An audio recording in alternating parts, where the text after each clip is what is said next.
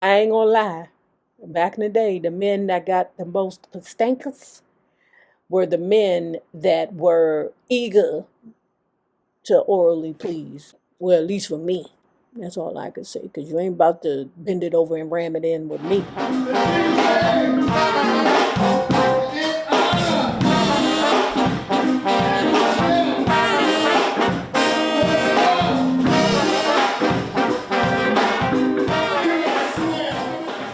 Well, hello there, love bugs. Hello there, Bellas. If you have not already done so, please remember to like, share the Facebook, subscribe, and visit uptopbeauty.com for this Hilda hat. Now, I'm not sure if we have the black with the white flower left, but I know we have a few of the black cap with the black flowers. So go on over there to uptopbeauty.com and check it out. And if you are not already a part of this book club, please hit the Patreon link below and or the join button here on the YouTube. And for a small monthly fee of $5, you babies, yes, you can be privy to all the shenanigans before the YouTube gets it, if the YouTube gets it. Now, dun, dun, dun. Let's talk about Bettye LaVette, A Woman Like Me, by guess what? The David Rich. We love all when his. Marvin Gaye met Marie, he turned to me and said, Bettye, if you had legs like that, I'd love you all night. I'm not sure Marvin loved anyone all night long, but he did love big-legged women. Like nearly all the women who knew him, I'd been chasing Marvin and getting nowhere. Riding high with stubborn kind of fellow, Marvin also hit with Hitchhike around the same time. Jerry Wexler called from Atlantic to say that he wanted another single from me. By then, Robert West had become my manager. I saw West as a cool old man with the right connections. He managed the Fabulous Playboys, a group he renamed the Falcons. They had a huge hit in the late 50s, You're So Fine, and at one time or another, their members included Eddie Floyd, Joe Stubbs, Mac Rice, who wrote Mustang Sally and Respect Yourself, and Wilson Pickett.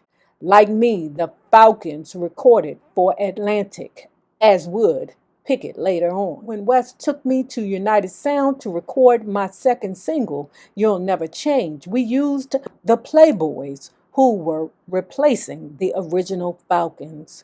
By then, I was living with one of the Playboys, Alton Hollowell, whom we called Bart.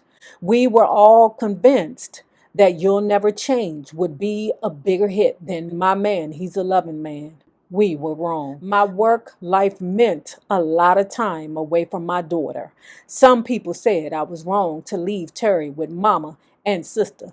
But to those people, I'd like to quote the song that says, if I should take a notion to jump into the ocean, ain't nobody's business if I do. Ooh, Billie Holiday put her foot, and Diana Ross put her motherfucking foot in that song. You hear me? I felt my business was singing. Fortunately, mama and sister felt the same way. They realized motherhood was not my thing. Show business was.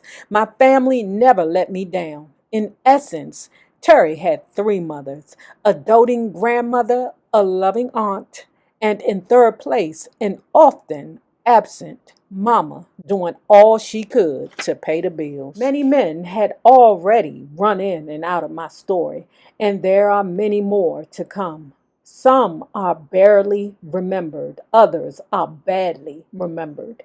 I recall many with gratitude and it's a mixed bag, but there are a few who demand a chapter of their own. The first of those is Clarence Paul. I loved Clarence Paul. I adored Clarence Paul, worshipped, pursued, and pushed my relationship with Clarence Paul to the absolute limit. I did everything in my power to make Clarence Paul my man. And at the end of the day, he never was. Child, ain't that what we all find out when it's over and we look back? We be like, damn, we put a lot of work in on that ninja. Damn! He thought I was cute. He liked the way I sang. I made him smile and laughed. He appreciated my fire, but I was the sideshow, never the main attraction. For more years than I'd like to recall, that was good enough for me. When it came to spending time with Clarence, I'd take anything I could get. Who was Clarence Paul? A cold blooded music historian might identify him only as Stevie Wonder's first caretaker and producer at Motown. He molded Stevie's early music, and as Stevie would later tell the world, he became the father I never had. A kinder and more serious scholar would see him as an enormously talented musical mind. His real name was Clarence Paul. He was born in North Carolina, where he and his brothers formed a gospel group, the Royal Sons, who became the Five Royals after turning secular. They hit with Baby Don't Do It in the 50s, but couldn't sustain a career. Clarence came to Detroit, where he met Mickey Stevenson. They had a singing duo that didn't find much success. But when Mickey went to Motown as an A&R man, he brought Clarence along for the ride. It was Clarence and Mickey who, along with Marvin, wrote Hitchhike. The Motown Company line is that it was one big happy family. Bullshit. Motown was a bunch of tight cliques. Everyone was looking to position himself in the right clique. Marvin, for example, who came to Detroit from D.C. when Harvey Fuqua started working at Motown, got in good with the Gordy family. I told you before, we read books where Harvey Fuqua and Marvin Gaye was plotting on them Gordy sisters. Okay, you get this one and I'll get that one. Harvey was trying to hook up with Anna, and then Harvey told Marvin to hook up with Gwen. But it ended up in reverse. Harvey hooked up with Barry's sister Gwen, while Barry's sister Anna grabbed hold of Marvin, who was 17 years her junior. Marvin had been one of Fuqua's Moonglows, the doo-wop group that had hit with Sincerely and 10 Commandments of Love back in the 50s. Like Clarence, Harvey saw that doo-wop was dying and came to Detroit, where producer pimps were making money. You hear that? Producer hyphen pimps. When I fell into the Detroit music scene, I didn't know any men who really weren't making money off women. Whether the women were actually whores or ladies singing soul music in the studio made little difference.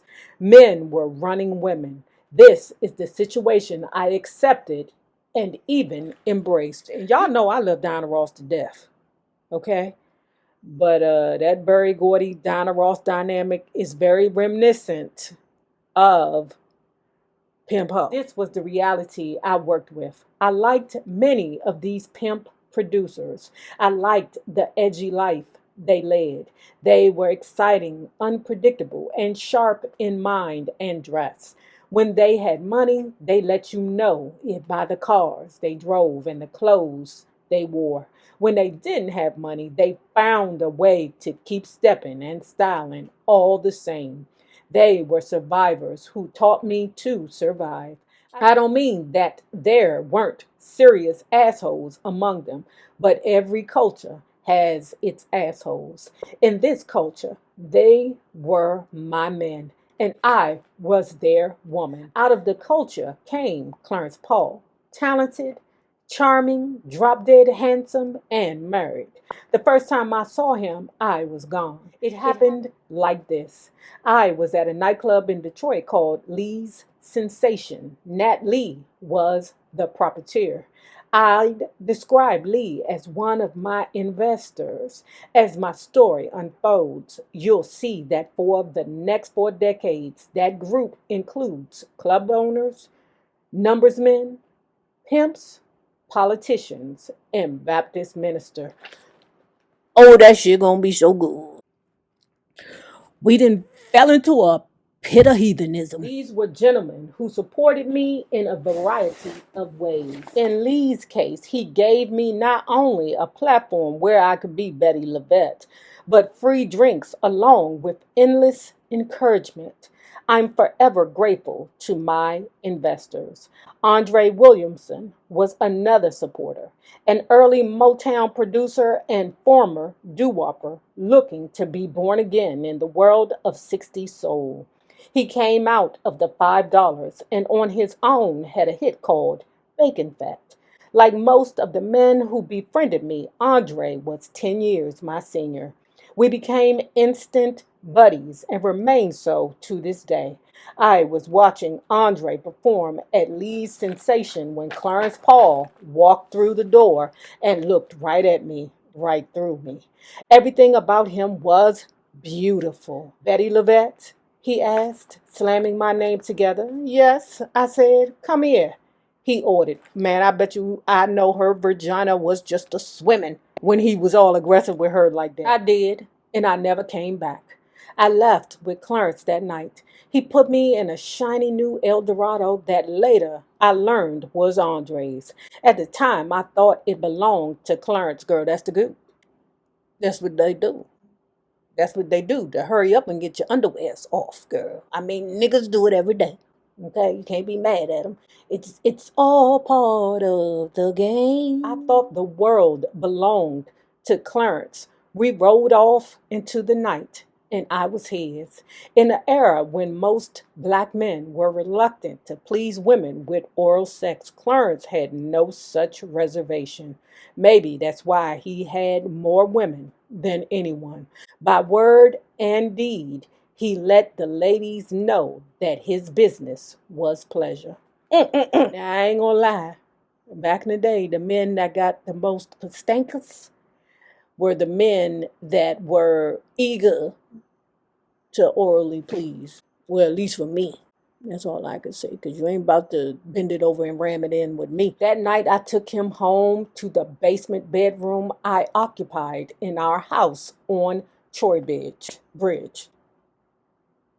That's the house that she lived with her mama, her sister, and her baby Terry. I had painted the room a cool blue and furnished it tastefully.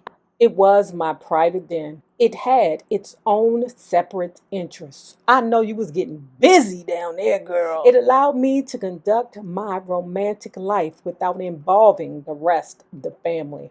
My daughter never met the men with whom I became involved. She never saw me in bed with anyone but my husband. Before my male friends left, I encouraged them to leave a message on the wall. It became a tradition. I was surrounded by love notes and good wishes, happy memories of happy encounters.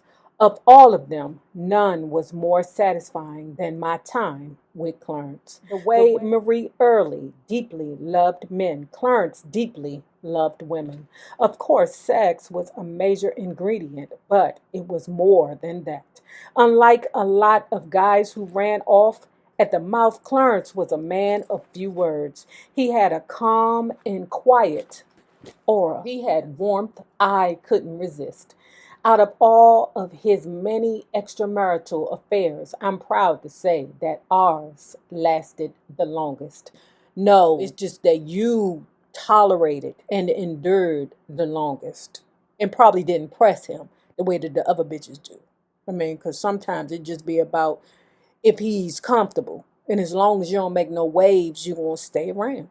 He going to keep you on the boat. It took me damn near forever to get over him. That night of nights when Bacon Fat drew me to Clarence happened in 1963, the same year as Stevie's first #1 hit, Fingertips, written by Clarence and Hank Cosby. Stevie was 13, I was 17, and Clarence was 35. Didn't I tell you?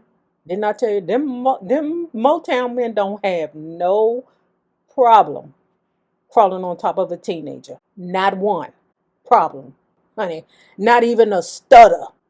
She's still a teenager. Should I? Well, don't matter. I work at Motown. Marvin had another hit with Pride and Joy, while my second single for Atlantic was sinking fast. In the early days of Motown, I had attitude. I saw myself as a cut above the local label.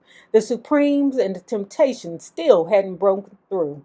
Although Murray Wells, the Miracles, and the Marvelettes were doing well, my friend Martha Reeves and her Vandellas were climbing the charts with Come and Get These Memories and Heat Wave. But my head was high because I was an Atlantic artist, the greatest R&B label of all time, where Ray Charles became a superstar and Solomon Burke and the Drifters were my label mates. At the same time, I wasn't too proud to walk over to Motown, the bungalow on West Grand Boulevard, and sit around in hopes to see Clarence Paul. So one of my friends, one of my Judys, had a crush on this barber who worked on Georgia Avenue. And every day after we would get out of school, we would go to this barbershop and just sit. Now, I wasn't interested in none of the barbershop guys. Now, they was mad at me because I thought I was too good to give them something stinker. But that's because the world of crack, drugs, and drug dealers and fancy cars and all that, soaked into my brain. So I ain't had time to be dealing with no barber. Okay, even though they made money too. And come to find out, the barbershop was a place for money laundering. Every day, she would wait there for this particular guy to acknowledge her. And I mean, she stayed on it. And eventually she got him. All right. Me, I don't have time. I'm bored. Let me go out front. I'm going to Wendy's. I'll be back. And what Bettye LaVette said, that she would sit there every day waiting in the lobby for her man to come out of the studio. Sometimes he would know that she was out there and come out and acknowledge her. And sometimes he would know she was there and he wouldn't come out. Either way, she trotted down there every chance she could. Young love. I was disappointed when he didn't come out, but not defeated. Much as I adored Clarence, I knew he wasn't about to leave his wife. Meanwhile, there were other guys who wanted to be with me. Other men more than willing to help me get on with my career. Even though this is Clarence's chapter, and certainly Clarence was the object of my most intense romantic concentration, there's another man who, like Clarence, became a friend, a mentor, and sometimes a lover. He was a Detroit pimp named Ted White, who we lovingly call Teddy Pimpy Whitey. That's right, Aretha Franklin's, her first husband. You say that you love